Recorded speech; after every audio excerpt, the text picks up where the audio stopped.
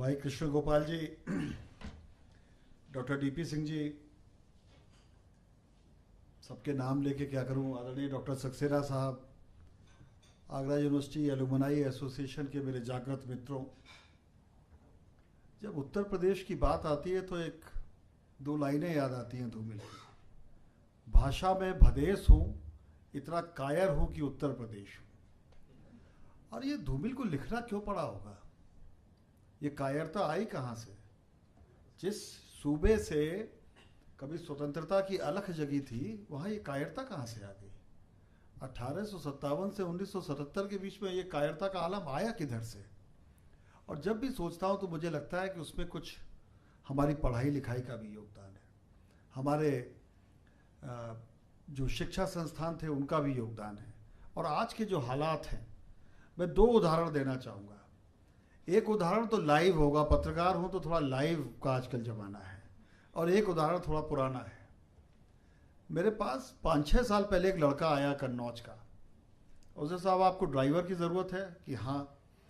तो मैं ड्राइवर हूँ, तो कोई ज़मानत वमानत है आपके पास? तो उसने बताया कि उनसे बात कर लीजिए, उनसे कर लीजिए। मैंने पता वता किया, वो हमारे गांव के पास का ही था, तो रख लिया उसको। एक दिन मैंने उससे पूछा कि तुम बड़े फ्रस्ट्रेट से रहते हो, क्या प्रॉब्लम है तुम्हारे साथ? तो उसने कहा कि साहब मैं एमए पॉलिटिकल साइंस हूँ और मैं लेक्चरर बनना चाहता हूँ और मुझे ड्राइवरी करनी पड़ रही है। खैर, मैंने उससे कहा कि अच्छा तुम पॉलिटिकल साइंस में हो तो क्या हॉब्स लॉक रूसो का नाम सुना है? तो उसके चेहरे पे जो भाव आए वो मुझे थोड़े चौंका से गए।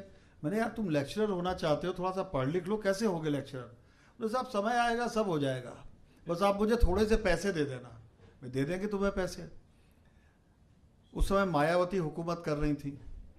जब उनका समय पूरा हो रहा था, राजनीति में समय पूरा होता है तो दिख जाता है लोगों को, राजनेता को नहीं दिखाई पड़ता, वोट देने वाले को दिख जाता है। तो जब समय पूरा हो रहा था तो उसने कहा साहब मुझे 30,000 रुपये की ज़रूरत है, बाकी जुगाड़ मैंने कर ली है, और पता नहीं राजस्थान के किस विश्वविद्यालय से मुझे कुछ ऐसा हो जाएगा कि मैं लेक्चर हो जाऊंगा डिग्री कॉलेज में। मैं तूने हॉब्स लॉक रूसो याद कर लिए? मुझे कोई ज़रूरत नहीं है साहब, आप चिंता न करें, समय आ रहा है। चुनाव हुआ, रिजल्ट बदल गया, हुकूमत बदल गई। हुकूमत बदलने के बाद वाकई उसका समय आ गया। एक दिन उसने कहा कि साहब मुझे बहुत ज़रूरत है 10,000 रुपये की लिए, और उसके बाद उसने मुझे एक SMS किया कि आदरणीय सर, और उत्तर प्रदेश के एक ज़िले का नाम लिया कि मैं फलाने डिग्री कॉलेज में लेक्चरर हो गया हूँ, जब पैसे होंगे तो लौटा दूंगा आपके। अब मैं ये सोचता हूँ कि जब वो पढ़ाता होगा तो क्या पढ़ाता होगा। एक रमेश चंद्र दीक्षित थे जिन्होंने मुझे 11वीं में गवर्नमेंट इंटर कॉलेज मैनपुरी में नागरिक शास्त्र पढ़ाया था। मुझे नहीं मालूम वो दीक्षित साहब कहाँ होंगे, लेकिन आज भी जो सिद्धांत उन्होंने पढ़ाए मुझे वो जस के तस याद है। उनकी वो जो डिलीवरी थी, जो पढ़ाने का तरीका था, जो पैशन था, तो मुझे आज भी लगता है कि वो मिले कभी तो मैं उनसे कहूँ कि सर अब आप जैसे शिक्षक हैं कि नहीं हैं। दूसरा लाइव उदाहरण मेरे छोटे भाई डॉक्टर देवस्वरूप का है। ये जब वाइस चांसलर होकर गए तो इन्होंने कहा कि भाई साहब आओ, मैं आपका एक भाषण करवाना चाहता हूँ। भाषण देने से बड़ा डर लगता है मुझे। खैर गया वहाँ पर, तो इन्होंने दिखाया कि किस तरीके से लाइब्रेरी चल रही है। लाइब्रेरी के उन्होंने घंटे बदल दिए थे, लाइब्रेरी लगभग 24x7 हो गई थी। और ये सच है, अगर आप जब भी पढ़ना चाहे बच्चा तो उसको किताबें उपलब्ध होनी चाहिए, जब भी वो पढ़ना चाहे तो उसको वो अवसर उपलब्ध होने चाहिए, जब भी वो पढ़ना चाहे तो उसको उस तरीके के सारे संसाधन उपलब्ध होने चाहिए।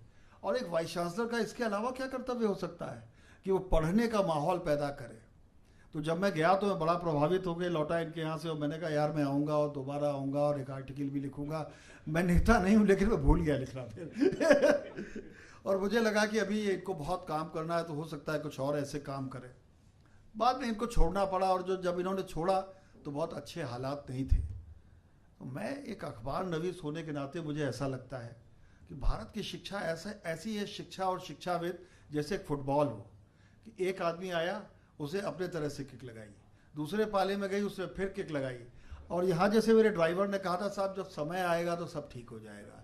कुछ लोग समय आने का इंतज़ार करते रहते हैं, और कुछ लोग समय जाने के चक्कर में जितना ज़्यादा वो भरते रहते हैं। तो समय आने और जाने के बीच में इस देश का समय खराब हो रहा है, उत्तर प्रदेश की नस्लें खराब हो रही हैं। और आज चूँकि किशन गोपाल जी हमारे बीच में हैं, इनके ऊपर एक बड़ी जिम्मेदारी है, तो मैं इनसे रिक्वेस्ट करूँगा कि इन चीज़ों को ज़रूर एक बार ध्यान से देखें। डॉक्टर डीपी सिंह के बारे में मैं 2 शब्द बोलना चाहूँगा। मेरे तो अनुज की तरह हैं ये, लेकिन जब ये वीसी हुए बीएचयू के तो मुझे लगा कि जैसे छोटा भाई अब आदरणीय हो गया, क्योंकि कुलपति थे उस विश्वविद्यालय के जहाँ मैंने पढ़ाई की बात है। और अभी परसों की बात है, कोई एक शिक्षा से संबंधित व्यक्ति मुझे मिले, ब्राह्मण थे जाति के, तो उन्होंने मुझसे कहा कि साहब पंडित जी बड़ा गड़बड़ हो रहा है और बीएचयू का तो सत्यानाश हो गया, बड़े बड़े ठाकुर वीसी आए, और उन्होंने 2-3 नाम लिए पता नहीं चेन में, और उसी बीच वो नहीं जानते थे कि मेरे आपके कोई संबंध है, और मुझे पब्लिकली कहने में कोई संकोच नहीं होता किसी बात को।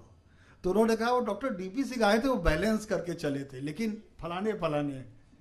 तो मुझे ऐसा लगने लगा कि उस विश्वविद्यालय में जहाँ पर महामना एक परंपरा है, जहाँ जाकर आज भी लगता है उसका कुलगीत एक देश के बड़े वैज्ञानिक ने लिखा था, और जिसका एक सपना था कि मधुर मनोहर अतीव सुंदर ये सर्व विद्या की राजधानी।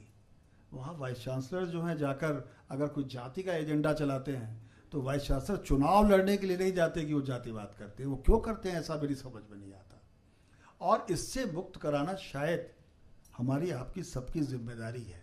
कहीं ना कहीं कुछ ऐसा ज़रूर करना होगा कि इसे बदला जाए, और बदलने के लिए ज़रूरत है कि डॉक्टर डीपी सिंह, डॉक्टर देव स्वरूप जैसे लोगों को कहीं ना कहीं इतना इस्टेब्लिश रहना चाहिए कि शिक्षा का स्तर सुधर सके। और ये इनके मुंह पर कहने का मतलब कोई ये नहीं है कि कोई इनकी सिफारिश है या ऐसा है, लेकिन अगर अच्छी तरह से मुंह पे बात नहीं कही जाएगी, बुराई तो हम बहुत करते हैं, लेकिन कभी कभी तारीफ भी मुंह पर होनी चाहिए, इससे उत्साहवर्धन होता है। आखिरी बात, नवंबर 1991 में नरसिंह राव के साथ मैं जर्मनी गया था, और वहाँ एक विश्वविद्यालय के एक प्रोफेसर से मेरी मुलाकात हुई। उनका बीएचयू में और देश के कुछ विश्वविद्यालयों में आना जाना था, और कृषि पर काम करते थे। वो हिंदी के कुछ समझ लेते थे, कुछ बातें जानते थे, देश में रहे थे, विभिन्न विश्वविद्यालयों में जाते आते थे। उन्होंने मुझसे कहा था कि आपको गर्व करना चाहिए कि आपके यहाँ हरित क्रांति हुई, और ये हरित क्रांति इसलिए हुई क्योंकि आपके देश में संस्कार हैं शिक्षा के और प्रकृति से शिक्षा के।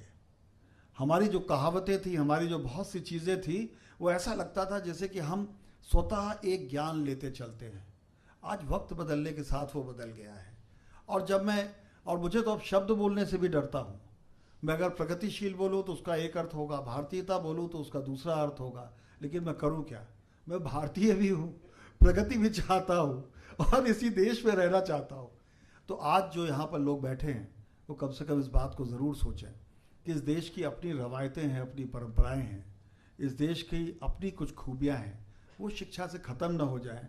और हमारे छात्र जब दुनिया के किसी भी, अब ग्लोबल विलेज की अवधारणा है, जब वो जाएं तो सही अर्थों में ग्लोबल नागरिक हो। जिस दिन हम ये कर सकेंगे उस दिन शिक्षा शिक्षा होगी।